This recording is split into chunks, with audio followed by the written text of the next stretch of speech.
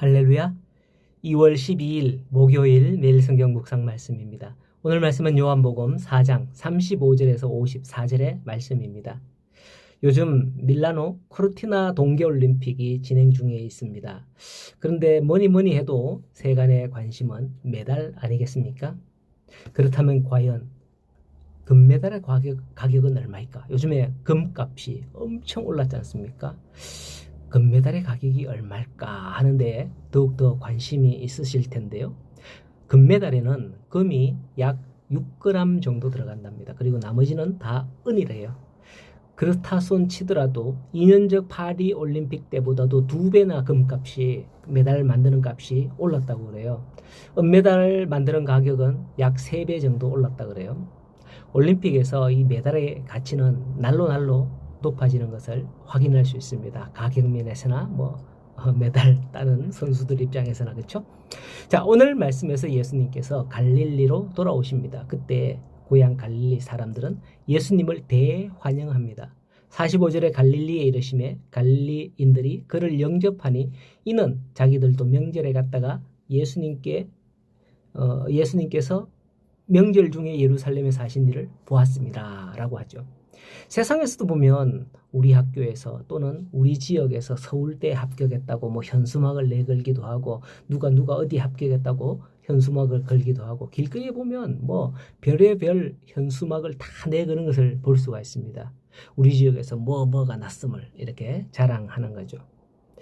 갈릴리에 사는 사람으로서 예루살렘에서 행하신 기적을 사람들을 보고서는 우리 지방에서 선지자가 났다 기뻐했을 겁니다.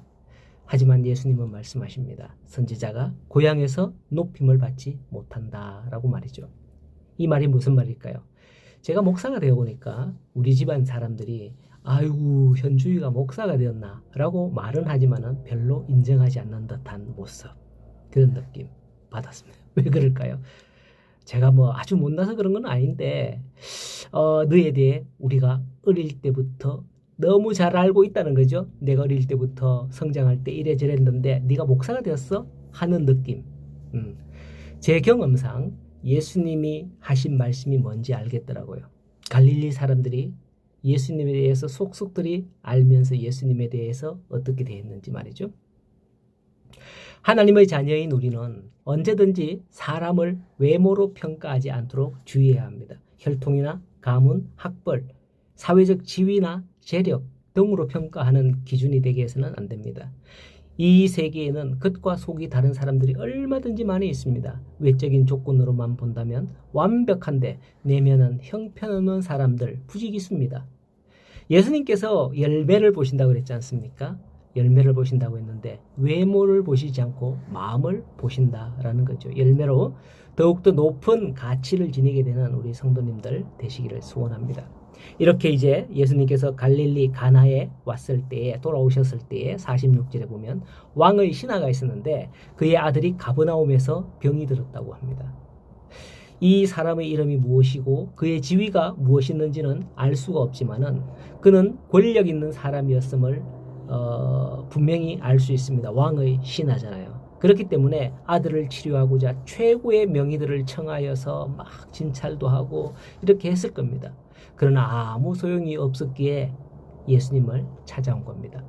고위 관리로서 일개 목수인 예수님을 찾아 도움을 청한다면 사람들이 보고 비웃을 수 있을 거예요. 예수님의 그 아버지의 직업이 목수였기 때문에 예수님도 그 일을 도왔거든요. 그래서 목수예요. 네, 목수. 근데 고위 관리가 이처럼 하찮은 천한 직업을 가진 목수에게 찾아왔다. 사람들이 비웃을 수도 있다는 거죠. 하지만 그의 절박한 처지는 이런 것을 생각할 만한 여유가 없었습니다. 사람이 할 수 있는 모든 일을 다 하였음에도 전혀 회복의 기미가 없었기 때문이죠. 여기서 우리는 인간의 절망이 하나님을 찾는 결정적인 계기가 되기도 한다라는 사실을 발견하게 됩니다. 만약에 이 사람에게 아들의 질병이라는 절박한 문제가 없었다면 그 왕의 신하로서 떵떵대는 그 사람이 예수님을 찾아올 리 있었을까요? 예수님을 만나려고 하였을까요? 아니 예수님이 도리어 찾아간다 하더라도 만나지 않았을 겁니다. 그러나 그는 절망을 통하여 예수님을 찾는 대표적인 예로 보여집니다. 야고보 사도는 이에 대해서 야고보 1장에서 우리가 여러 가지 시험을 만나거든 온전히 기쁘게 여기라라고 했습니다. 왜냐하면 그것 때문에 하나님을 찾기 때문이죠. 이렇게 예수님을 만난 신하는 49절에 주여 내 아이가 죽기 전에 내려오소서라고 간청하는 겁니다. 그런데 예수님께서는 어떠하십니까? 50절에 가라 네 아들이 살아있다 라고 했습니다. 많은 사람들이 권세와 재력 앞에서 엎드립니다. 그러나 예수님의 모습은 전혀 그런 것에 상관없으셨습니다. 일반 사람들 같으면 온갖 폼을 다 잡으며 그 신하를 따라갔을 겁니다. 하지만 예수님은 그렇지 않는 모습을 볼 수 있는 거죠. 그런데 전혀 관심 없으셨다는 것을 알 수 있습니다. 다만 말씀으로만 그 사람을 보내시지만은 그 말씀에는 능력이 있었던 겁니다. 능력 있는 분은 이렇게 하는 거예요. 능력이 없는 사람은 온갖 폼을 다 잡고 하죠. 신하도 그 말에 깜짝 놀랐지만은 믿고 가는 것을 볼 수가 있습니다. 믿고 갈 때에 가는 길에서 집에서 오는 사람을 만나게 돼서 아이가 살았다는 소식을 받게 되는 겁니다. 그 아이가 예수님이 말씀하신 그 시각을 기점으로 회복되었다는 사실을 알게 되고는 온 집이 다 예수님을 믿게 되었다라고 성경은 기록하고 있습니다. 이 사실에서 우리가 알 수 있는 것이 무엇입니까?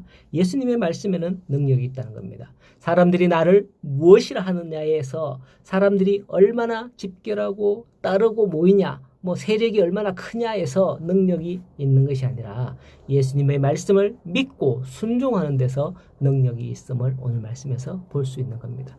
우리가 작고 작은 믿음이지만은 믿고 순종하며 나아갈 때 이와 같은 능력이 나타나게 될 줄로 믿습니다. 사람의 시선을 의식하지 말고 오직 예수님만 바라보며 나아가는 오늘 하루가 되시기를 간절히 소원합니다. 승리하십시오.